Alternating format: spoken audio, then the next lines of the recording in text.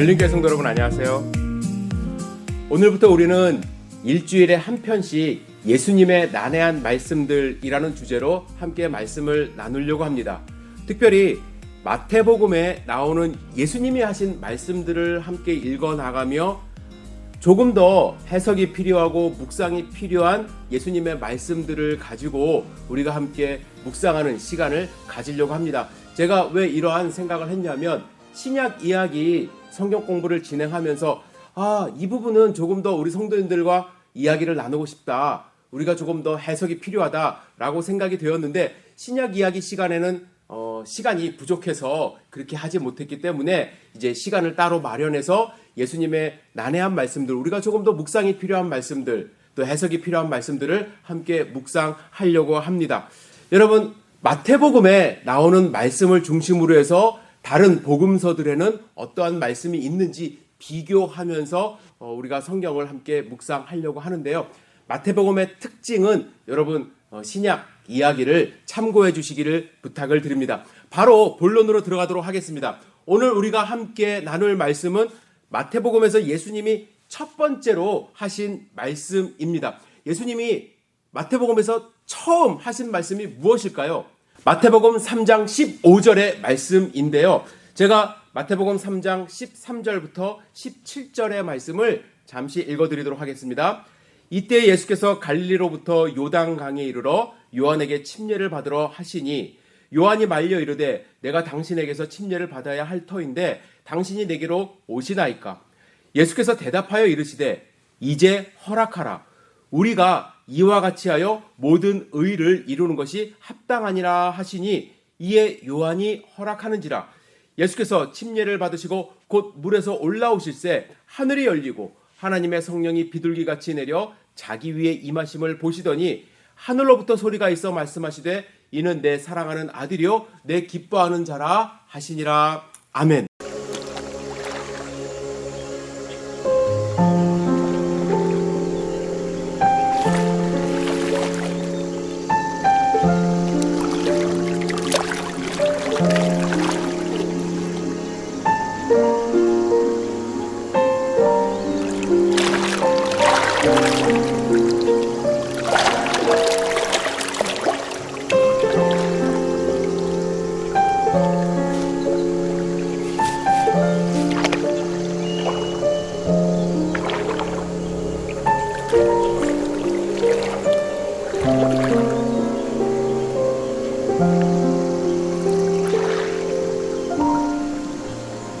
제가 주님께 침례를 받아야 할 터인데 주님이 제게로 오시나이까? 허락하라. 우리가 이렇게 하여 모든 의를 이루는 것이 합당하니라.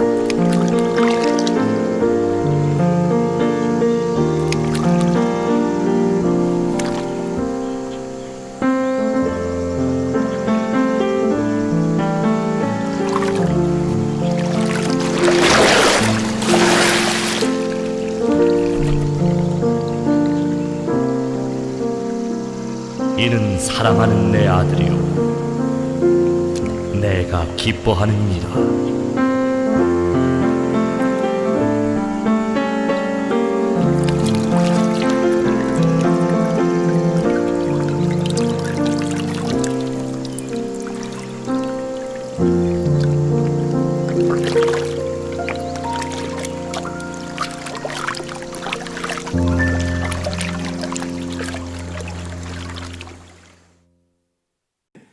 자, 오늘 본문을 우리가 조금 더 잘 이해하기 위해서는 침례 요한이 어떤 사람이었는가라는 것을 아셔야만 합니다. 침례 요한의 탄생은 마태복음에 나와 있지는 않습니다. 여러분들이 성경을 조금 더 잘 이해하기 위해서는 누가복음과 같이 읽으셔야 되는데 누가복음 1장에 침례 요한의 탄생이 자세히 나옵니다. 누가는 침례 요한이 태어날 때를 유대왕 헤롯의 때라고 이제 기록을 했습니다. 구체적으로 예수님보다 6개월 전에 잉태되었다고 기록하고 있습니다. 침례 요한의 아버지는 제사장 사가랴이고 그의 아내는 엘리자벳입니다. 부부가 나이가 많이 들었지만 아기를 갖지 못하고 하나님께 간절히 간구했을 때 하나님이 천사를 보내주셔서 수태고지 아기를 가질 거다라고 이제 말씀을 해주셨고, 또한 그의 이름을 요한이라고까지 말씀을 하셨습니다. 또한 그가 할 일은 이스라엘 자손을 하나님께 돌아오게 하는 역할을 할 것이다라고 누가복음에 말씀하셨습니다. 여러분, 이 침례 요한의 이야기는 그냥 단순하게 침례 요한의 이야기로 끝나는 것이 아니라 사실은 400년 전 말라기 예언자가 선포한 것과 연관성이 있습니다. 말라기 선지자는 이렇게 예언했습니다. 하나님의 심판이 이르기 전에 엘리야가 오며 그의 아버지의 마음을 자녀에게 돌이키게 하고 자녀들의 마음을 아버지에게 돌이키게 한다, 이런 말씀을 했는데, 침례 요한이 엘리야는 아니지만 엘리야의 마음과 능력을 가진 인물로 사람들의 마음을 회복시켜 주님께 돌아오는 역할을 하게 됩니다. 하나님은 이 말라기의 예언을 성취하기 위하여 제사장 가문의 사가랴를 선택하셨고 그에게 아들을 주신 것입니다. 이런 배경에서 탄생한 침례 요한은 언제부터인지 정확하진 않지만 어린 시절을 빈들, 즉 광야에서 자라게 됩니다. 이 광야는 그가 성인이 되어서도 활동 무대가 됩니다. 아마도 그가 광야로 가게 된 이유는 나이 많으신 부모님을 일찍 여의고, 그리고 쿰란 공동체, 광야에서 이제 거룩한 삶을 살려고 노력했던 그 쿰란 공동체가 고아된 사람들을 잘 받아주었기 때문에 그들에게 들어가서 어릴 때부터 광야에서 생활한 것은 아닌가, 그런 추측을 합니다. 쿰란 공동체는 이사야 40장 3절을 기초하여 광야로 나갔다고 합니다. 그들의 규율을 언급한 문서를 살펴보면 이렇게 기록이 되어 있습니다. 공동체 구성원들은 공의 안에서 거룩한 자들로 구별될 것이다. 그들은 범죄한 자들과의 교류를 완전히 벗어던지고서는 광야로 가서 그의 길을 예비해야 한다. 이는 기록된 바와 같다. 너희는 광야에서 누구의 길을 예비하라. 사막에서 우리 하나님의 대로를 평탄케 하라. 제가 왜 이 말씀을 드리냐면, 쿰란 공동체는 메시아를 기다리던 그러한 공동체였습니다. 그래서 광야에서 거룩한 삶을, 구별된 삶을 살려고 노력한 공동체였습니다. 여기서 침례 요한은 어릴 때부터 자라나게 됐고, 그리고 침례 요한은 이 말씀을 자기의 소명으로 받아들여 광야에서 하나님의 말씀을 외치는 자, 주의 길을 예비하는 자로 살아가게 된 것입니다. 그렇다면 이 침례 요한이 장성에서 주로 어떤 사역을 했는가? 그는 죄사함을 받게 하는 회개의 침례를 선포하고 행하는 일을 했습니다. 당시 수많은 유대인들은 메시아를 갈망했습니다. 정치적으로 억압받고 있었고 경제적으로 너무 가난했고 종교적으로 부패한 사회였기 때문에 민중들은 이때가 바로 메시아가 올 때라고 생각을 하고 기다리고 있었습니다. 그래서 메시아가 올 때 정결함으로 그를 맞이하기 위하여 죄사함, 회개를 강조했고, 회개의 표시로 또 거듭남의 표시로 침례를 베푼 것입니다. 그러면 침례는 어떤 의미가 있는가? 물은 깨끗하게 되는, 정결케 하는 그런 의미가 있습니다. 성경에서 물로 씻고 하나님께 나아가는 그러한 장면이 많이 나옵니다. 이는 물리적으로 깨끗해진다는 의미도 있지만 나의 죄가 물에서 죽었다는 의미와 물에서 다시 일어남으로 거듭난 삶을 산다는 의미도 포함이 되어 있습니다. 그래서 지금 우리가 받는 침례도 그런 의미가 있는 거죠. 나의 죄를 주님 앞에 고백함으로 내 죄를 물에 수장시키고 다시 살아난다는 의미가 있는 것입니다. 그런데 여기서 우리가 조금 해석하기 어려운 지점이 발생합니다. 어떤 점이냐면, 침례 요한의 침례는 분명히 자기의 죄를 회개함으로 받는 거라고 제가 말씀을 드렸는데, 그렇다면 오늘 본문에서 예수님이 침례 요한에게 나아가 침례를 받은 것은 예수님 스스로 죄가 있음을 고백하는 거 아닙니까? 우리는 하나님의 아들로 죄 없으신 분이 성령의 잉태하심으로 말미암아 인간의 몸으로 오셨다고 믿고 있는데, 아니 예수님이 스스로 죄가 있어서 침례를 받은 것 아닙니까? 라는 그러한 의문점이 생기는 것이죠. 여러분, 제가 요한일서 배경을 말씀드릴 때 기억하시는지 모르겠어요. 초대교회에 많은 이단들이 있었는데 그 중에 하나가 케린투스주의였다. 케린투스라는 사람은 뭐라고 주장을 했냐면, 신적인 그리스도가 침례 때 인간 예수와 결합했다가 예수님이 죽기 직전에 그에게서 떠나갔다 이렇게 주장을 하는 이단들이 있었습니다. 왜냐하면 이러한 본문과 또 예수님이 침례를 받았다는 사실에 대해서 오해를 하면서 그런 주장을 한 것이죠.